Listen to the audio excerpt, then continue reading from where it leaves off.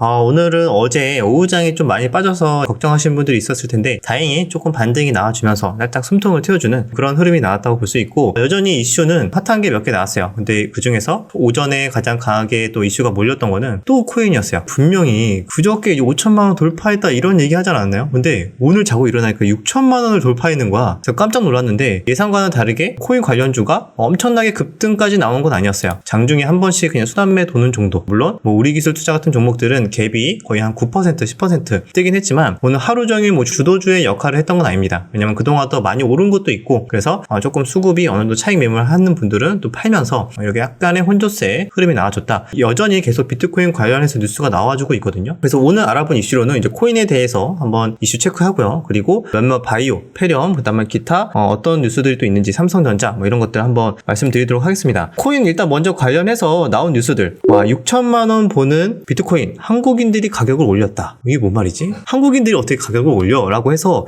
이 기사 내용을 봤는데 사실인지는 조금 의심이 될 정도로 좀 대단하긴 한데, 이게 무슨 의미냐면은 11월 달 한 달 동안에 거래된 비트코인 법정 화폐 중에 원화 비중이 42%래요. 아니 거의 과반이야. 원화가 이렇게 코인을 많이 매수를 했다라는 걸 의미하거든요. 그런데 달러가 40%예요.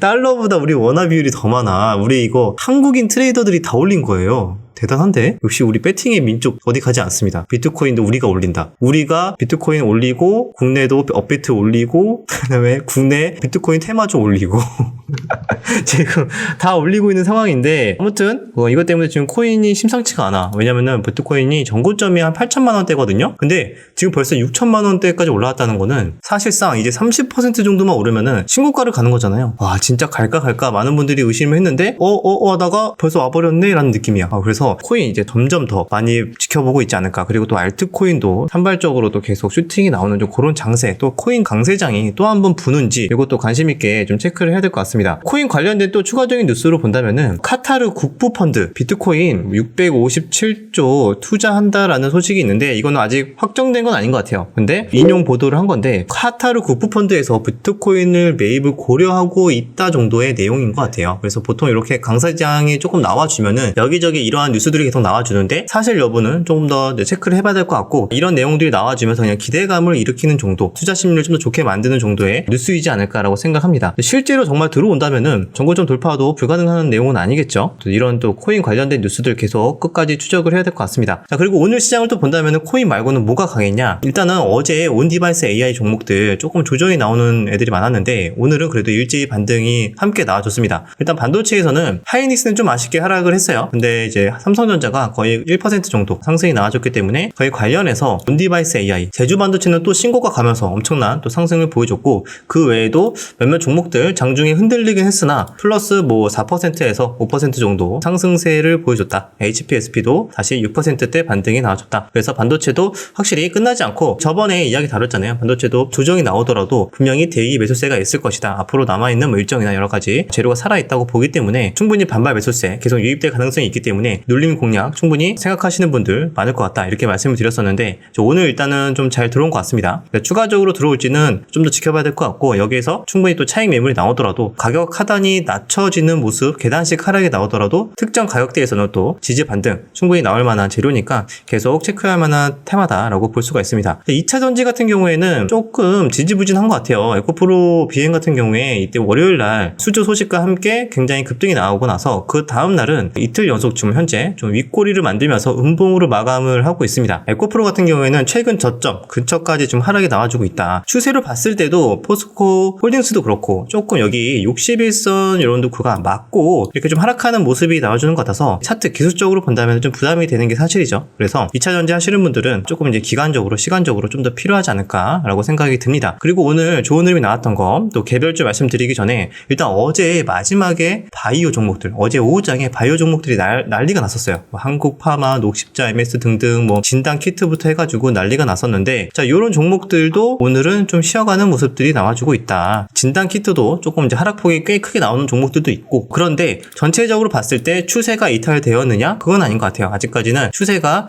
크게 이탈된 건 아니기 때문에 언제든지 또 지수가 살짝 지지부진하거나 수급 들어올 만한 테마가 없다고 판단이 되면은 시장이 또 바이오 쪽으로, 또 폐렴 쪽으로 한 번씩 순환매가 들어올 만한 또 그런 차트를 좀 만들어 놓지 않았나라고 생각이 좀 들기도 하고요. 그래서 바이오 쪽, 폐렴 쪽 테마도 아직까지 연속성이 충분히 살아 있을 것이다. 이렇게 판단을 하고 있습니다. 자, 추가적으로 체크할 만한 이슈를 본다면은 또 폐렴 관련해서 방금 말씀드렸던 거, 마스크 해열제 비축하라, 폐렴 확산에 중국 경계령 선포. 어제도 살짝 이런 뉴스 말씀을 드렸었죠. 근데 오늘도 계속 반복해서 나오는 것 같아요. 그래서 5일 펑파이 신문에 따르면은 중국 교육부는 최근에 뭐 이런 유행성 질병 예방을 통해서 통제에 관련한 내용을 발표했다. 그래서 상황의 심각성을 인지하고 준비를 뭐 잘 해보자, 뭐 통제를 하자, 뭐 이런 내용인 것 같은데, 국내에서도 유행이 점점점 심해진다면은 조치가 나오지 않을까, 뭐 이런 생각이 들기 때문에 거의 또 관련주들이 움직인다, 테마성으로 움직인다, 이렇게 보시면 좋을 것 같습니다. 그리고 STO 관련해서 한우 기반 뭐 토큰 증권도 속도를 내고 있다고 합니다. 이건 당연히 시장 개화 초입기고요. 시장 선점에 대한 기대감인 거고, 여러 가지 이렇게 조각조각 내가지고 투자를 하는 형태에 여기에 과연 어떻게 새로운 비즈니스 모델로 나올지, 이것도 좀 관심을 갖고 볼만한 뉴스인 것 같고, 개별 종목 중에서 깜짝 놀랐던 거. 아니, 오늘 갑자기 카페24라는 종목이 점상을 간 거야. 아니, 무슨 일이야? 갑자기 점상. 근데 뉴스를 보니까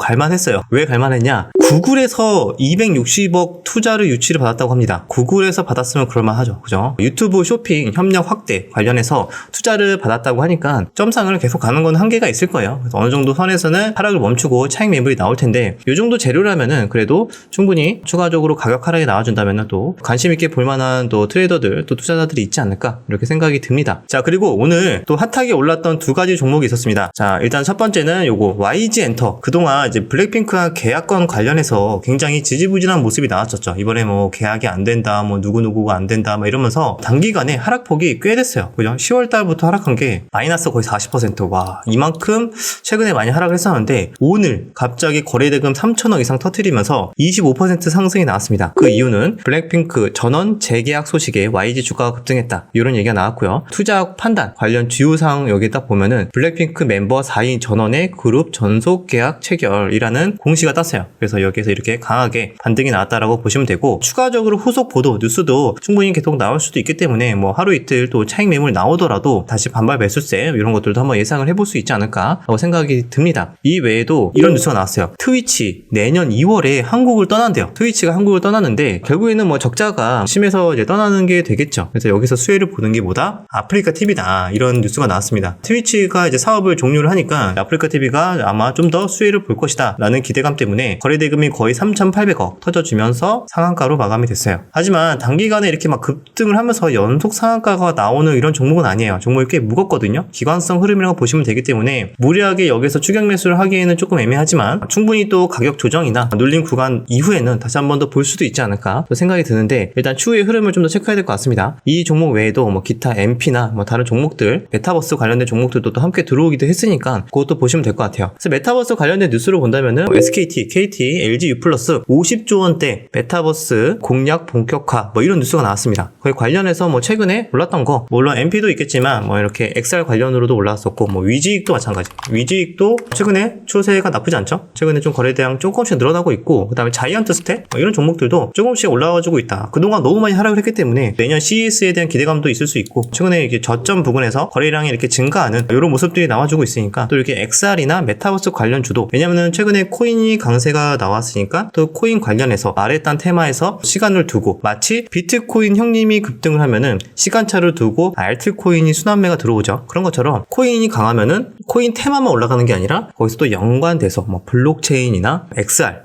뭐 메타버스 이쪽도 한 번씩 더 순환매가 들어올 가능성이 있으니까, 이런 것도 꾸준하게 체크를 하시면은 또 좋은 기회를 잡을 수 있지 않을까 생각합니다. 근데 항상 매매를 하실 때 신중하게 직접 공부를 많이 해보시고, 차트상 차트 공부나 기업에 대해서 기본적인 이해를 하고 항상 매매를 해야 된다는 거 주의사항 말씀을 드리도록 하고요. 자, 그러면 오늘의 이슈는 이 정도까지 말씀드리면 대부분 다 된 것 같아요. 그래서 큰 흐름의 테마로 본다면 여전히 살아있는 테마는 뭐다? 첫 번째는 코인이에요. 근데 코인 너무 좋아. 근데 단기간에 많이 오르기 좀 부담이에요. 그래서 조금 더 이제 하락을 하면은 또 매수하고 싶은 분들이 좀 많지 않을까라고 생각하는 것 중에 하나고, 근데 또 어제처럼 또 시장이 좀 지지부진하고 할 거 없으면은 또 올라갈 만한 테마는 페렴이나 기타 개별 호재 붙어있는 바이오 종목들 충분히 수단을 돌 수 있다. 그 외에도 역시 온디바이스 AI나 또 다른 또 정치 테마까지. 정치 테마도 요즘에도 계속 뭐 이민청 얘기 나오고 조금씩 나오곤 있거든요. 근데 사실상 조금 코인에 묻히고 있어요.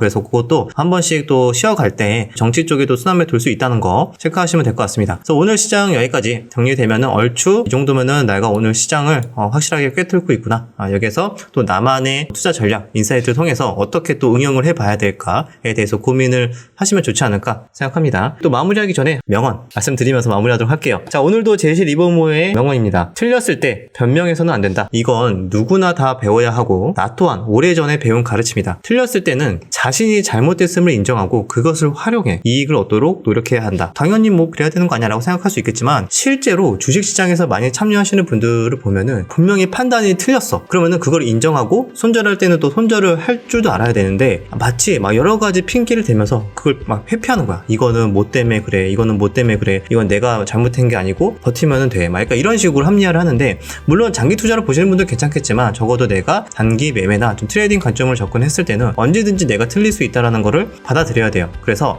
아무리 그래서 보통 어느 분야에서 크게 성공하시는 분들은 본인만의 주관, 그다음에 고집 이런 것들이 굉장히 있는 분들이 끝까지 밀고 나가서 크게 성공하신 분들이 있어요. 근데 아이러니하게도 이렇게 어떤 분야에서 크게 성공하신 분들이 주식시장으로 오면 실패하시는 분들이 되게 많거든요. 그게 오히려 본인만의 너무 강한 고집과 주장이 어떤 특정 분야에서는 좀 잘 될 수도 있지만 주식에서는 유연함이 더 중요하기 때문에 그런 고집이 때때로는 굉장히 크게 손실로, 실패로 돌아올 수 있다는 거 한 번 더 생각을 해보면서 오늘 영상 마무리하도록 하겠습니다. 그럼 내일 영상에서 다시 좋은 내용으로 찾아뵙도록 할게요.